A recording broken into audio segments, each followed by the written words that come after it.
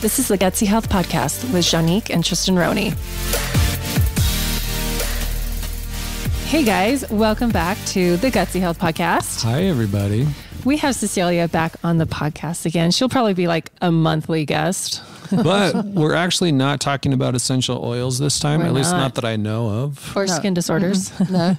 Skin disorders. Well, it will come into it because it's part of it. Right. Mm-hmm. But today we're talking about phytic acid, which is, aren't we? Yeah. Yes. Tristan gave me like a look. No. Phytates, phytic acid for sure. Right. And now, But you've probably never heard of these, right? Yeah. Not many people have heard of these, but you probably have heard of anti-nutrients before because they're all the rage right now. Mm-hmm. And the one that you've probably heard of the most is the lectins. Right. The dreaded lectins. This is in that same kind of category. Right. But we're going to go into some detail on that. And Cecilia is going to kind of be our expert here because she knows all about this stuff. Well, I don't know all about it, but I want to tell you why I wanted to talk about it, because I've come across it so much lately. And it's like, you know, when we tell children there's no monsters under the bed or in the closet and we take it out and get rid of those monsters. I want to get rid of the monster in the kitchen, and that is the phytic acid. And how it came about is people may know that, Janique, you and I do a lot of hair DNA analysis, and I come across this all the time when I do the hair DNA analysis. And I just want to explain a little bit before we get into that. And the thing is, if we want to digest food, as you know, we need enzymes to digest food. Right. But we got to eat the right food to make the right enzymes to digest that food, because our circulatory system, heart and blood vessels, and our nervous system need those nutrients to function, and everything's under control of the nervous system. Right. If we don't eat the right foods, and I'm talking about refined foods, a lot of man-made foods and packages and boxes and cartons and cans, etc., we cannot make the right enzymes. The body doesn't just make the right enzymes. You've got to provide the nutrients for it to make it. Right. And then because it doesn't have the right enzymes, the nervous system can't work properly. And if we have a optimal functioning nervous system, we have symptoms like headaches and fatigue and depression, anxiety, mood swings, irritation, uncoordination, brain fog, etc. Right. So when we eat the right nutrients, we make the right enzymes, we have a good functioning system. And that's exactly what the hair analysis aims at, telling us the nutrients we need to fill the gaps. It's like like a road with potholes. It tells you the potholes and tells you what to eat to fix it up. Right. So you're all very familiar with that. The one thing I like about the hair analysis is that it tells us what our body needs, the systems that is affecting the functioning of our body, our gut, external environmental issues, the nutrients it needs, the systems that affect it, the foods to eat, etc. And then it gives us the nutrients for our vitamins, minerals, amino acids, fatty acids, antioxidants, what we need. So in doing these, I came across a very common problem, because, you know, most people that come to us speak very many different health languages. I put mine into 3 categories. They either say, I eat healthy, but I don't feel healthy. And that's because they eat the same foods all the time. Right. I sometimes fall into that category. I don't diverse out sufficiently. The other group will say, I don't feel well and I don't know why, and I just want to know, what can I do to feel better? Yeah. And the other group will say, I just want to know, what can I do to get the best function out of my body? I want to take care of myself for later on in years. What must I do? And so in working with this, I've come across a very common problem because we already deal with a lot of healthy people. We've educated and treated people and they eat well, but they have problems. Right. And as you know, we've discussed on this program the yeast infections, candida, and bacterial imbalances in the GI gut. tract issues. Yeah. Yeah. Mm-hmm. The other monster lurking in the kitchen is phytic acid. Right. And that kind of goes along with like the oxalates and lectins and all of that stuff. Which we'll probably do These an episode generally on the anti-nutrients. Right. And that may show before this or after this. Yeah, we're not But sure. if you want more details on just the anti-nutrients in general and getting kind of a broad view of all the different types out there, then check out that episode. Yeah. right. And so what I came across, there are people in another two categories that will eat meat and people who don't, who try and avoid it and stay away from it. Right. People who eat meat, I always say to them, meat is important because protein, let me put it this way. Protein is important. Protein builds and repairs the body.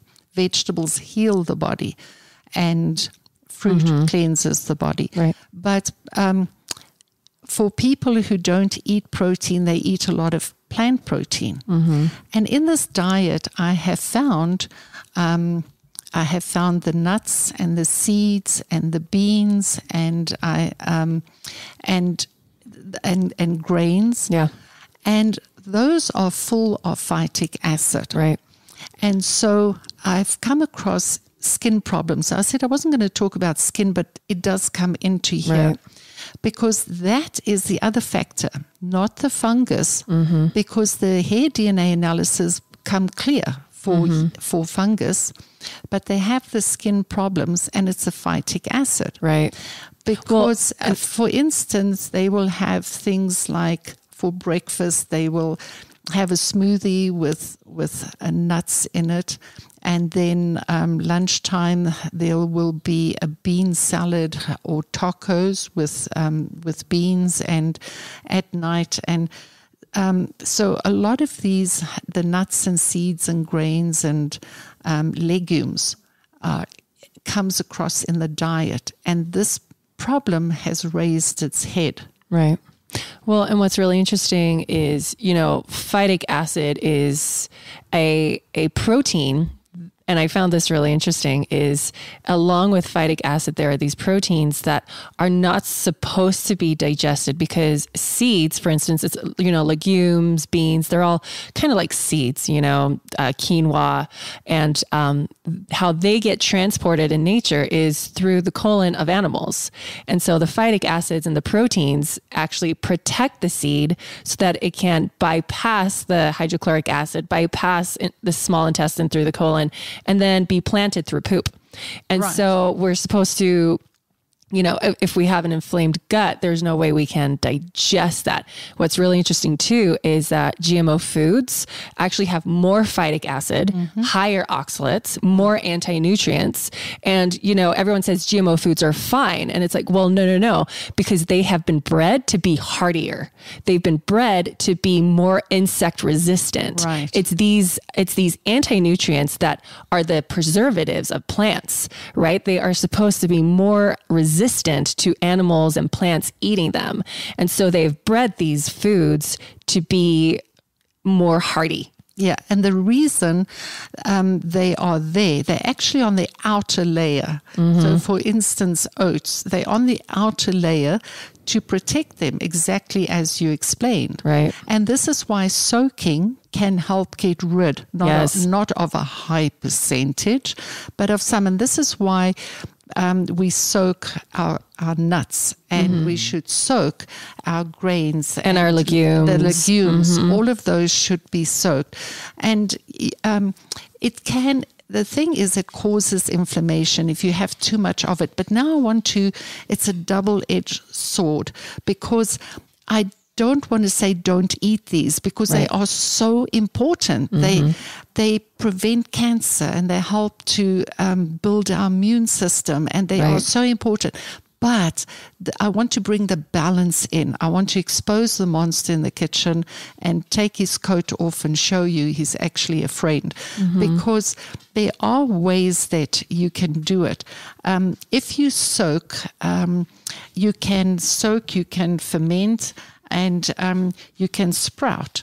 And sometimes if you soak and you cook, because cooking also takes some of that out.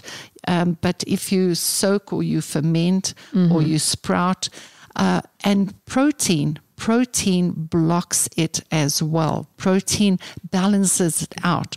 Now, it's the heme in the animal protein, because you get the iron, because what it does is, and this is where I picked it up, because the minerals, they were eating, they had good vitamins, but the minerals came up as needed. And then in the foods to restrict were the nuts, right. the cashews and the almonds and all the high phytic acid and I was foods. like, hang on, this just doesn't add up. Right.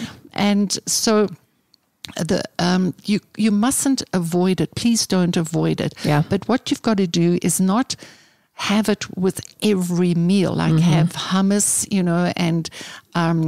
and your beans, and make this basically, if you're not eating proteins, try and get all your proteins through this. Yeah. You can, so for people who do eat animal products, and I always say it's got to be a clean burning fuel. It's got to be grass-fed, grass-finished, pasture-raised. Organic. Fish must be wild. And so if you do, but you've got to bring in proteins with this, not just the plant protein. You've got to bring in animal protein, balances it out as well. Well, what I normally tell people that are starting on this journey, because I always say the standard American diet is the diet of disease, right? And no one's ever taught us this, but it is. It's mainly grain-based, and we know it's a grain-based higher in oxalates and anti-nutrients. And so it literally tears up our guts. And now we have trauma to our GI tract, which decreases our immune system, which potentially leads us to utilizing multiple rounds of antibiotics. So now not only are we not having a hearty gut that can handle these phytates and these anti-nutrients, but now we've lost the bacteria that helps us digest it too. And so we have these people that come and do these hair analyses and they want to heal. And you guys, sorry, Satori's here. Yep. And she's going to start singing. And so we do these hair analyses, and I literally lost my train of thought, but, it's what I normally tell people is we're not sure to what degree the trauma to your gut is. So what I normally tell people is let's leave the so-called anti-nutrient foods in. And if you are still not feeling well, then we fine tune even more, because there's still a lot of really good vitamins and minerals in nuts and seeds and legumes. If they can't handle it, if their issues still continue, then we fine tune and give that like a few months. Now on the fine tuning side of it, let's circle back around, because we've already mentioned that soaking can make a big difference. Huge difference. Mm-hmm. And the reason that soaking tends to help, especially if you soak it in an acid liquid, right? Lactic acid. Or whatever's lactic acid. Right. Yeah. Whatever's going to make it more acidic, that's going to create more phytase, right? Mm-hmm. Which is the enzyme that actually comes with these foods, so that it can break down the phytic acid. Right. So we don't have to go all or nothing necessarily. Exactly. We can try it in levels. Now, depending on your situation, you might do better to completely remove it and then try adding it back in after a while, right? Well, it depends on how severe the issue is, and it depends on your preferences of figuring it out. And how healed your gut is. Like once you start healing your gut, bring those foods back in. Mm-hmm. Once the inflammation is down, once the autoimmune stuff has settled, bring those foods back in, but make sure you soak them, and then you cook them really well. Well, but with the phytase, it actually gets destroyed as soon as you hit 176 degrees, which means that you could be undoing it. For instance, oatmeal, right? Mm-hmm. If you cook oatmeal too much, either in the production process or when it's on the stove, then you might destroy all the phytase in that oatmeal and the phytic acid will do just fine, which means that you'll be getting a big dose of it. So you have to be really cautious about how you do it. And there are certain things, but the soaking is probably the single most important. So here's my question then, because I've never even thought of that. What if you bought organic oats, rolled oats from the store? Should you soak that before you cook it? You should soak it. Oh, there you go. I didn't know that. The phytic acid, what it actually does is it prevents the absorption of minerals. Calcium is the least, but iron and zinc are pretty high. And so those are very, very important minerals with great benefits. Right. And the meat, that is why when we eat meat has the minerals and the phytic acid can't touch it. Yeah. And so one of the worst things, and this I found with people who were eating apples with peanut butter or apples with almond butter, their reactions were even worse because the food industry uses phytic acid as a preservative. And it's listed under E391. And the foods that are genetically engineered is also engineered with that, as a preservative. And so what would that be listed on, because it would be listed under the other ingredients, right? So when you look at a label, it never says E391. It says natural flavors or additives or something like that. So would phytic acid be listed under as additives or I don't know, what do you think it would be listed as? Natural preservative? A natural preservative. That makes sense. Yeah. That makes perfect sense. Yes. Now, there are countries where people have a very high rice and bean intake as a staple diet, but you'll also find that in those countries they eat a lot of fish and vegetables. Yeah. And so there's the protein that balances it out again or blocks it, because too much of it can cause inflammation if we have too much. And this is why I see some of the problems that I have.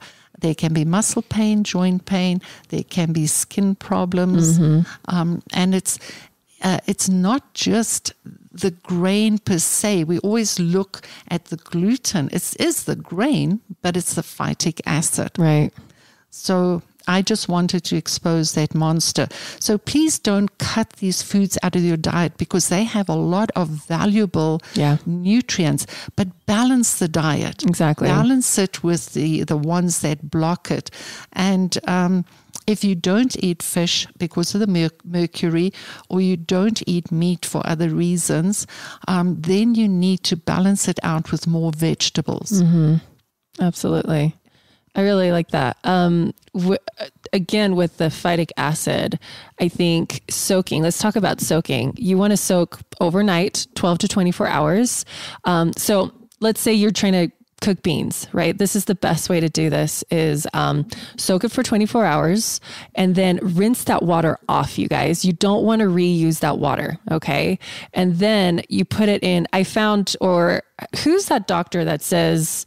he's all about the phytic acid and the oxalates. He wrote a book that everyone was Plant Paradox. Dr. Gundry, Plant Paradox, right? So what he claims is if you cook your beans and your legumes and grains in an Instapot, so you soak it and then you cook it in an Instapot, that is the surest way of getting rid of all of the lectins and the anti-nutrients. And so that's why I tell everyone, just get an Instapot, you guys. It's going to make your life, like a $70 or $80 investment is going to make your life so much easier. And you can cook like beans in 35 minutes. It's so fast. And so, soak, rinse that water. Don't touch that water. Now there are a lot of people ask me like, well, what about beans in a can? So a lot of people don't realize they actually cook those beans in that water in the can. And so all the lectins, it's that like that thick kind of, it almost feels grainy to me, that juice. I always see it at Cafe Rio. When Cafe Rio like dishes your beans into your salad, they're putting all of that juice in the salad too. And that is where all the lectins are and the anti-nutrients are. And so you guys, beans, they're not ideal out of a can, but if you have to eat something fast, you gotta rinse that. And the way you know you've rinsed it well enough is put it in like a sieve and then put water on it. And once that water stops bubbling, because you'll see bubbles on the beans, right? It'll bubble, bubble, bubble because of the lectins. And once you see that protein, the proteins, yeah. Once you see that bubbling go away and now it just looks like water going on the beans, you know it's rinsed to the best that you can with those. So get rid of that juice that the beans are marinating in, guys. It's just not good. So what else is there? Do we want to? The thing is, I just want to we can touch on, the minerals that I see the most that gets blocked by this is your iron and calcium to a lesser degree. And then also the zinc. Yeah, and zinc. So I want to talk about the benefits because zinc is so important for the immune system. Yeah. And on a quick note, with all these blood chemistry analyses I do, zinc is almost always low. Yeah. I would say 4 out of 5 people. At least I'm not directly checking zinc. I'm looking at a marker called alkaline phosphatase, but it tends to be a good stand-in for zinc in a lot of situations. And so when I see that level really low, the first thing I think of is, we might have a zinc deficiency here. Totally. And 80% of the time, that tends to be the case. Yep. Well, a really great way, you guys, I think I've mentioned this before, is look at your nails right now. If you're driving, don't look at your nails. But if your nails have white spots, that is a very good indicator that you are zinc deficient. But it's not definitive, right? Just because you don't have those doesn't mean your zinc levels are fine. Right. But if you do have those, then you want to check out your minerals, like calcium, zinc. Those are the 2 ones. It's mostly zinc that you will see that with, but it could be a calcium mineral deficiency as well. So check for white little markings on your nails. Check your children too. It's a really quick way. While we're on the phytic acid story or whatever, there's a really great way to check your zinc levels, guys. And Standard Process has something called zinc tincture, right? It's the zinc taste test. It's literally called zinc taste test. the thing. Zinc taste test. Oh, it's called zinc taste test? I didn't know that. It's the zinc taste test. It's a liquid that you can buy, and you put a dropper of this zinc liquid taste test in your mouth and you hold it for about 15 seconds and you want to taste it, right? So just like let your taste buds coach your tongue with this, and you want to gauge what you taste. Now, some people say, I taste a mild metallic flavor. That means you're low in zinc. If you taste something that's really bitter, you have enough zinc, and it's super inexpensive. I think every home should have the zinc taste test. Check your children, check yourself like once a month, and just supplement with zinc because you can overcorrect. Right. So if you have GI issues, if you have a phytic acid issue, you might have white spots on your nails, just do that test and check everyone. You mentioned children, and I just want to mention here that zinc is actually excellent for diarrhea. Oh, that's awesome. Actually, real quick. Let's keep talking about the benefits here. Yeah, because with the diarrhea, the one thing you got to watch for is dehydration, and zinc actually helps to transport the water and the electrolytes, and it's very important for diarrhea, especially with children. It's also really great for wound healing, it seems like. So it's, and we all know the immune system regulation stuff, like zinc, vitamin D, those are crucial when it comes to immune system regulation. Yeah, right. You may have noticed that during the intense part of the coronavirus scare, that there was no zinc anywhere. I know. Yeah. Everyone was buying it. Yeah. In fact, there are some sources you still can't find zinc because they're so far back ordered on it. Yeah. But another thing too with zinc is it helps with thyroid hormone production and sex hormone production. It's a really important cofactor with making hormones. Yeah. And so, if you are sensitive to phytic acid, if you can't digest phytic acid, if you have GI distress and phytic acid is exacerbating that, plus, causing you to not absorb zinc, you could have hormonal imbalances. Yeah. And so it's a really good way to backtrack and be like, okay, do I need to heal my gut? Do I need to cut out phytic acid? acids until I have healed up whatever I'm dealing with. Yeah, and it's also good for learning and memory. And so in old age with degenerative diseases and especially of the nervous system, right, it's excellent for that. You spoke about iron, and let's just quickly. Hang on. Oh, go ahead. I'm not done with zinc. Oh, There's zinc. more here, because one of the cool things about zinc, and one of the indicators that you might have an issue, is that zinc is involved with your taste bud function, which means that if you're low on zinc, your ability to taste flavors and even your smell to some extent is going to suffer from that, which is one of the reasons why the zinc taste test is effective. Yeah. Because when you've got plenty of zinc, you can taste really well. Yeah. And as it turns out, zinc is a metal and it's not that delicious. No. But it's also one of your body's natural ways of kind of self-regulating, Yep. right? If we kind of think of this from an evolutionary perspective, out in nature, if you had come across a really rich source of zinc, but you didn't need it, then that food or water source or whatever it is that contains the zinc is going to be less appealing to you, Right. which is going to prevent you from overloading on zinc. And we don't want to overload on zinc because that can cause us issues with some of our other minerals, Totally. especially magnesium. If you're doing too much zinc, it's going to block your magnesium uptake. What about calcium and zinc? Yes. Yes. I mean, so Calcium and magnesium. right. Well, if you have too much zinc or too little zinc, what does that do to your calcium levels? Well, potentially throws them off. Now, generally speaking, balance with minerals is so important, Really right? important. Zinc, calcium, copper is another really big one. You can really mess up your copper levels if you're doing too much zinc. Right. And copper is super important because it helps you recycle your iron, basically. And so a lot of people, they will say, I'm anemic and I keep eating like high iron foods and my anemia is still prevalent. And normally when I hear that, I tell people, well, you need more copper because copper is the enzyme that helps you recycle that. It's really incredible because the body has this incredibly intricate design because iron, because heme is so important to transport oxygen, the molecule of life, to all your cells. It has to hold onto that and have really smart systems to do so. So copper is a very important part of that. So when you have low copper, your recycling of iron actually goes down. So that's important. And copper too is excellent for joint pain. But talking about the iron and the transportation of oxygen, and the iron is very important for that. Did you know that men losing hair, the balding with hair, hair loss, can be an iron deficiency because the iron gives the red blood cells, it's needed for the hemoglobin, and the hemoglobin is what gives the red blood cells its color, and it's needed to loosely attach the oxygen and transport it through the body. Yeah. And if there's an iron deficiency, as you know, leads to anemia, but there's not enough oxygen transported to all the cells in the body, and the hair, if they don't get the right amount of oxygen, you lose your hair. So it's not just for men, it's for women as well. The thinning of hair. Yeah.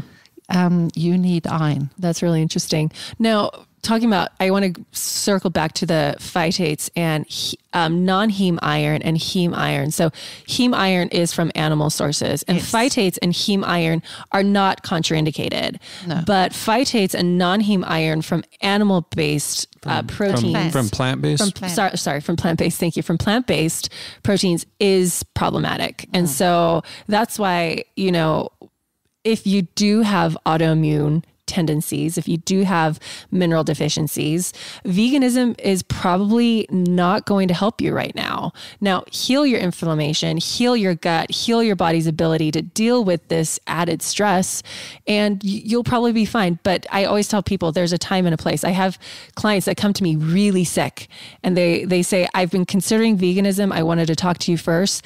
And what's really interesting is their hair analysis will show up like amino acids, meat. And I tell these people, I'm like, you are 2 steps away from a carnivore diet, but please don't consider veganism right now. We're going to go towards either paleo or autoimmune paleo and then fine tune from there. But it's really good you spoke to me first because you would end up feeling really sick. I actually had a client a year and a half ago who ended up in the ER. She just went vegan overnight, and 5 or 7 days into it, she felt so sick. That's fast. It was so fast, but she was really sick too. Mm-hmm. And so she went vegan and she ended up in the ER because her body like literally shut down. And I was like, no, we're not doing this right. Like we need to take a few steps back, heal you up first. And if you want to be vegan or vegetarian for who knows what reasons, whatever personal or religious reasons you have, yes, then let's make it a goal to do that. But for now, we have to heal your body with the least amount of, collateral damage. Because think about it. Every time you eat food, there's always collateral damage, right? But do the pros outweigh the cons? Let's talk about fruit, for instance, and fructose. So fructose, when metabolized in the liver, creates small amounts of uric acid. Uric acid is very inflammatory. It also creates types of aldehydes, which is, it literally in high amounts causes cirrhosis in the liver, right? So someone could argue and say eating too much fruit can cause your liver to be inflamed and cause disease, right? Non-alcoholic fatty liver disease. Right, exactly. However, fruits have nutrients that help combat that. They have vitamins and minerals so the pros outweigh the cons, right? In most cases, until you have high amounts of insulin resistance or inflammation or leaky gut. That's when I start telling people, okay, we might have to restrict the amount of fruit you eat until we heal these things, until we have fixed the insulin resistance, until we've fixed all the GI issues and the hormonal issues. And so it's the same thing with the phytic acid. Like we don't want to throw the baby out with the bathwater, but there's a time and a place. And so, and again, soaking, cooking it properly, taking all of these things into account. Well, this is where the hair analysis is so important, because under normal circumstances, it's not easy to pick up. But when you look at their hair analysis and you see the minerals are showing up for need, and you see the molybdenum is also in need, and you put the picture together, and if you look at the restrictions, and it forms a picture and you can see it. And that's why it's so valuable, because it gives you an insight as to what's going on with the person. Right. That's also why you don't want to just jump in and start trying to supplement yourself with what you think you need, because you're going to end up chasing these symptoms, right? And then you might cause other problems. So like if, for instance, you think, oh, maybe I'm low on iron because my hair is falling out and my energy is low and I'm eating all of these phytates. So then you rush out and you get yourself some iron supplements. And then a week later, you're just feeling worse than ever. Yeah. Right? Because you're not taking into account the whole picture of all these other minerals and all the other nutrients that your body needs in order to regulate these things. Right. Yeah. So can I just bring into this discussion the foods that, just a brief overview of foods we should be eating for our gut health. Yes. For prebiotics and probiotics, obviously you need your onions, your garlic, your leeks, tomatoes, apples, bananas, because the fibers from the apples is needed. And these foods help with prebiotics and then making probiotics. And a lot of those foods cross over, such as the garlic and the onions, and even the apples. And then just for gut health, aloe vera is excellent for gut health. But I want to warn here that there is the latex, which I've spoken about before, which is that layer just under the skin of the aloe plant, and you don't want to ingest that. Our aloe vera does not have the latex. It is organic, and it's certified natural, and it's excellent. But you mustn't, like everything else, if you drink too much water, you can actually kill yourself. Right. The same with aloe vera. You don't want to take too much. So if you take a tablespoon or a shot glass first thing in the morning on an empty stomach, That is excellent. Juice is no good because juice just goes right through and it's diluted. But the aloe vera gel, and then also ginger is very good for the gut. And then your fatty acids is so important because fatty acids, I always say, think from the top to the bottom. Yeah. Think of brain and heart and gut. So fatty acids, excellent for brain, heart, and gut. Which Your ones? gut wants it. The EPA, the DHA, and the ALA. Your The omega-3s. yes, and the alpha-linic acid, which is the ALA. But here again, if you have too much, you can cause inflammation. With the phytic acid foods, your beans and grains and nuts and seeds, if you have too much, you cause inflammation. Right. But if you eat balanced and you give your gut what it needs to work with, and funnily enough, it needs butter as well for gut health. Yes, it does. The ghee or the butter, but obviously from proteins that are nutrient dense and not what I call the farm factory products. And that is good for the gut health as well. Another one that... And even licorice. Yeah, sorry, go ahead. Talk about licorice and then I'll throw in the other one. That Oh, no, I was gonna mention. just like ginger and licorice, all of that is very good. I put a lot of my clients on high grade licorice. Don't go out and just buy it, guys, because there are some things that we need to be mindful of before you go on that. But I always say licorice. Not the one in the packet. No, not the candy. It's not the Not the candy. one candy. you chew, no. But I always say, like, after their breakfast and right before bed, doing half a teaspoon of the high grade licorice in water. It's kind of like the Band-Aid. It's the soother of the gut after they've eaten. And so I say it's like the ice pack. It helps with the mucosal lining. It's anti-inflammatory. It actually also helps with adrenal function and the mucosal lining of your lungs. So if you have coughs or asthma or anything like that, it's really great for so gut, lungs, and adrenals. But did we, one thing I wanted to, Are you done talking about licorice? I just a little want bit, to- yeah. Because if you're moving on, I want to talk about licorice Okay, before go, you go, leave. go. All right. So there are some forms of licorice that for some people could be problematic. That's a lot of qualifiers. But there's a component of licorice called glycyrrhizin, and it's known to increase blood pressure.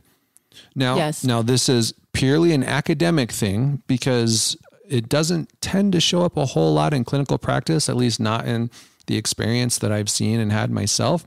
But if you have high blood pressure, then you probably want to, just to be safe, make sure that your licorice supplement has been deglycerinated. Is that how deglycerized? I think it's deglycerized. It's had that molecule removed. So deglycerized licorice, or DGL, it'll sometimes be called, will just make sure that you're safe there. But really, for most people, even a little bit of glycyrrhizin has some benefits to it and can be helpful. Just keep in mind that blood pressure aspect of it. Exactly. And I just want to finish off with one thing for gut health. Besides the foods that I mentioned, onions, there's also leeks that are good for pre and probiotics. But as both pre and probiotics and gut health, it is the fibrous vegetables, vegetables that's got fiber. It is so important. I always say to people online, I'm like, what you feed breeds as far as gut biome goes. So feed the good gut biome, the fiber, the prebiotic, the probiotic, and it will grow and proliferate and will help you digest better and have better absorption and better healing responses. Unless you've got SIBO, Unless in it's which case SIBO. that might cause problems for you temporarily. So you're going to need to take care of the SIBO first before you can handle a lot of different types of carbs that Right. basically feed those problematic If bacteria. if you have SIBO, you want to schedule a consult with Tristan because he's like the SIBO king. No. That's way too much credit to me. But we do have a good protocol for SIBO. He's got a pretty good protocol. We've got a good protocol. Well, you've had to deal with it yourself. I mean, have dealt with it myself. Well, because if this is your first episode tuning in, Tristan had his rectum removed, tons of antibiotics. He had cancer, guys. Such a brutally I'm sorry. graphic way to put that. But I like- had cancer and they did remove a big big part of my colon. Yep. And so with that brings trauma and dysbiosis. And that's something that you have had to heal and you're still healing. And, so he's had a lot of experience in that department. I wanted to go back to what exactly are these phytates? This happens a lot where we will have members or people online say, I just had wheatgrass in my greens powder and I'm reacting really, like I put a greens powder in my smoothie and I do not feel good. I'm bloated and I'm gassy. Wheatgrass, barley grass, guys, really high in phytates. Not only that, it's super cheap. So if you're buying greens powders, go and look at it right now. Does it have barley grass and wheatgrass Probably. in? If it does, you probably want to get rid of it because it might be causing issues. It requires an immense amount of enzymes to break that down. Not only does it have a high amount of phytic acid. And there's also a really good chance that it was treated with really high heat in order to turn it into a powder. Exactly. In which case, whatever phytase would have been in there to help protect it's gone. So the greens that we really like is the Paleo Valley Super Greens. So if you go to paleovalley.com and buy their super greens, you can use Provo Health 10 to get 10% off of your order. That's the one that we use and it tastes really good. I mean, I've had people that say this stuff doesn't taste good and I'm like, are you kidding? This is candy to me. It's really yum. It's like a minty lemonade. Yeah. Something or other. Strawberry lemonade. I don't know. Strawberry. That's right. Yeah. I just want to mention with the grasses, because they've basically been sprouted, a lot of the phytic acid is out. But when you powder it, you take in so much. It's like if you eat a mango, you'll eat one mango. But when you eat dried mango, you'll eat the equivalent of 5 or 6 mangoes. And anyone who's ever polished off a whole bag of mango will know what that does to your body. Totally. Dried mango specifically. Yes. Yeah. So let's get really clear about high phytate foods: grains, corn, wheat, barley, millet, oats, sorghum, spelt, rice. You guys, a lot of my members know, my Gutsy Health members, they know I hardly ever, maybe once a month include rice into the meal planners. And normally it's like a dessert. It's like a rice cake with almond butter and homemade jam. Now here's another way that sometimes getting a little bit health conscious can actually backfire on you because one of the grain products that does not have a lot of phytate is white flour. Does it? Oh, I didn't know that. Yeah, because they've removed so much of the grain. It's basically empty. Basically. So people will be eating a lot of white bread, right? And they're not necessarily having issues. And they're like, I want to get healthier. So they switch over to like a whole grain bread or a 7 grain bread. Right. And then all of a sudden they start developing issues, maybe in response to these phytates. Right. And they go, well, this is stupid. I'm going back to Wonder Bread. Don't do that. Do you know what's Just keep educating yourself. You know what's really interesting? Really interesting. I'm debating if I want to share this or not. So I've been doing a lot of hair analyses lately, and we've all been stuck at home with COVID-19. And so a lot of people I've been counseling with are making homemade sourdough bread. And sourdough bread actually, like, it gets rid of a lot of the gluten and gliadin, and, it metabolizes a lot of these anti-nutrients. But what's really interesting is these people I've been doing hair analyses, they keep saying, well, in the past month, I haven't been feeling good and I keep gaining weight. And could that be from my sourdough bread? I'm like, yes, it's absolutely from your sourdough bread. Like and they're like, well, I've been making like a few loaves a week. And I'm like, a few a week? Yeah. All right. So I found it funny because they haven't been feeling super amazing in the past month. They've been gaining weight.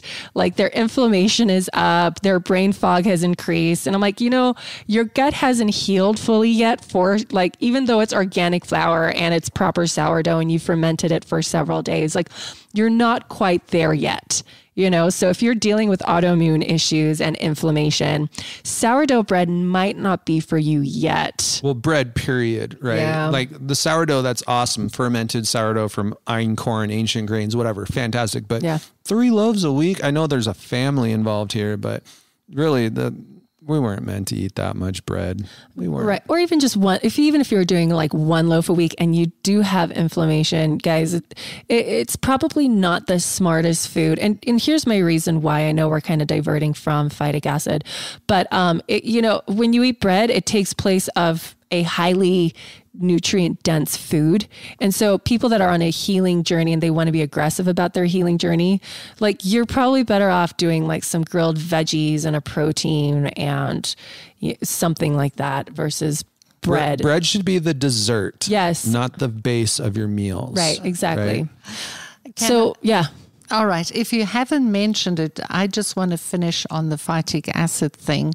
And because very often when we give people a grouped thing, not everybody gets the clear picture. So I'm going to rattle off just a few of the foods so that they can get the picture in their mind. And that's almonds, beans, Brazil nuts, hazelnuts, lentils, maize, peanuts, peas, rice bran, sesame seeds, soybean, tofu, walnuts, wheat bran, wheat germ. And the interesting thing with tofu is because it is fermented, it does lower the phytic acid content. Mm-hmm. Interesting. Does anybody know if quinoa is a low phytic or high phytic food? I think it's a high one. It is, I'm but not if sure. if you soak it, then it's less. So, or sprouted. So I always buy sprouted quinoa, but other foods are the pseudo grains like buckwheat, amaranth. And did you mention chia seed? Is that considered a pseudo grain? Mm-hmm. I mean, I'm looking at a list right now, and it's All right. listed as a Chia pseudo grain. seed is good It's a seed. for the as a probiotic and a prebiotic. So as I said, the double-edged sword. Don't get rid of it. Don't get rid of it. Just eat it in balanced amounts. Exactly. So people that are most prone to phytic acid issues, again, I think I said this in the beginning. Chia seeds have not come up in it as far as I know. So again, what I said in the beginning is if you grew up on the standard American diet, which the majority of your food was GMO food, corn, wheat, soy, you most likely have had trauma to your gut. And so you might want to consider a fairly aggressive GI repair protocol where you are giving your gut a break from some of these foods temporarily. But again, like maybe try paleo first, and that will help us gauge, like, are you healing? Are you backtracking? Are you just kind of staying the same?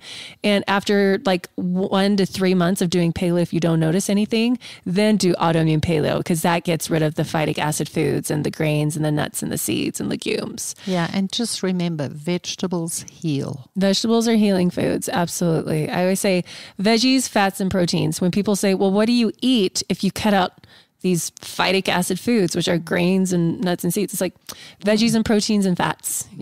Like fats have been so demonized for the past 50 years. And, yes, there are some inflammatory fats, the nuts and seed oils, but, you have coconut oil, olive oil, avocado oil.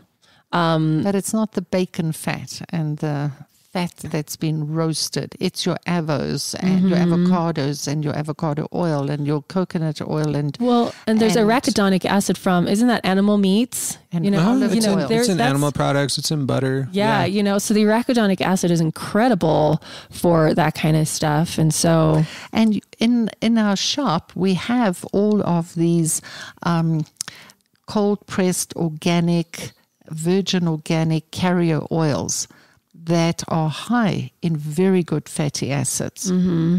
Right. So is there anything else we want to talk about phytic acid? I think that it would be really helpful at this point, because we've been all over the place, which is kind of how we do things. It's just how we are. But I want to quickly kind of roll through. First off, for the average person who is not having any issues, the general rule of thumb is eat a wide variety of good whole foods, right? Yes. Vegetables, plants of all types, fruits, animal products. Now, what are the signs people want to look for that maybe they have an issue with phytates or phytic acid? Well, the signs they want to look for, Tristan, first of all, is inflammation. Mm-hmm. Okay. Inflammation causes pain. It causes fatigue. It can cause digestive problems because you cannot get the correct enzymes to digest your food when there's inflammation in the gut. Mm-hmm. It can cause detox problems. It holds back on detoxing. And so you're looking for that pain, and then there are skin problems related to it. Mm-hmm. So if you have patches on your skin, itchy patches, and the dermatologist has said It's not fungus. It's phytic acid. Yeah. You bloat, gassiness. Do you remember when you were vegan?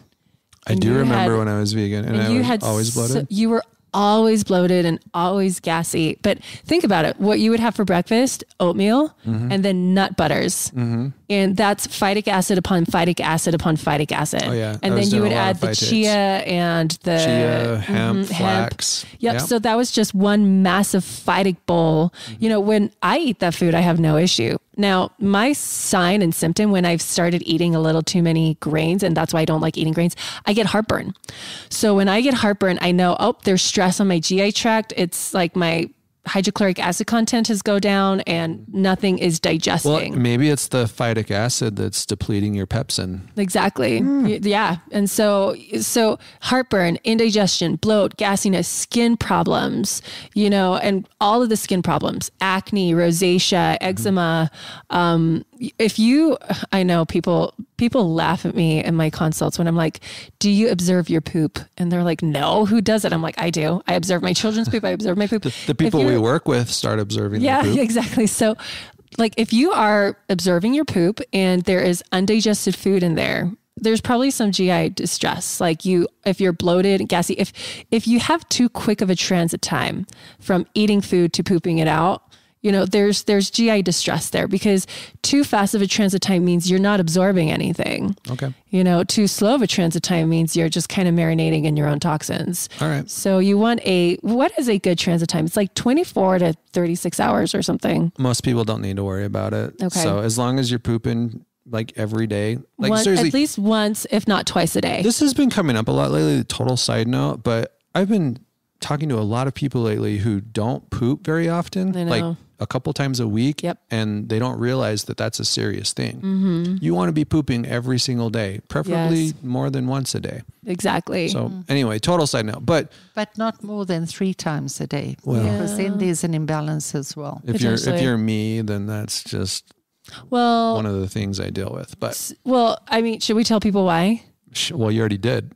So when you remove they told Tristan that he would be on the toilet like 16 to 20 times a day. Yeah. That's probably one of the hardest things when people have colon cancer and they have to have the rectum removed. Like that's a really hard one to kind of handle. And a lot of people that do have the rectum removed have GI distress for the rest of their lives. It's miserable. I feel like you have fared really well. Yeah. Like super well. I have to put myself on the SIBO protocol every now and then, but I know you're doing the SIBO and the stealth pathogen, aren't you? I am currently, yeah. So it's been fun, right? You know, I've had worse. So exactly. So sorry, getting back to the question at hand. So basically a lot of different things can indicate potentially you've got phytate stuff going on. So if you have digestive stuff going on, if you've got immune stuff going on, if you have any of the indications of low iron or low zinc, if your vitamin D levels are really low, that can also be a phytate indicator. Yep. So any of those things will tell you, okay, there's phytates going on. Your next step is you can either temporarily remove the phytates to see if that helps your symptoms, or you can start preparing your phytate containing foods a little bit better, which means soaking those suckers. Exactly. Right? Okay. So, and then other symptoms as well, because we were talking about the symptoms, are the common ones like tiredness, brain fog, yes, and headaches and muscle stiffness and even fever and chills. Totally.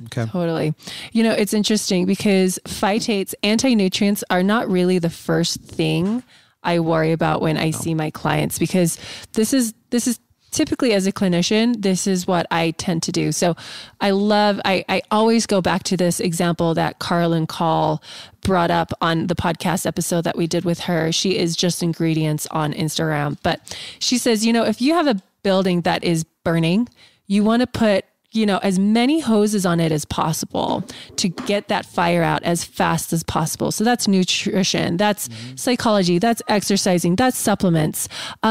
But I like to take it a step further and say, you know, you can have 10 hoses, but if there's someone on the other side throwing gas canisters on that fire, those hoses are doing nothing. You know, they're not helping that much. So when people come to me at first, we try to look for the biggest gas canisters. Phytates, oxalates, lectins, like those could be it.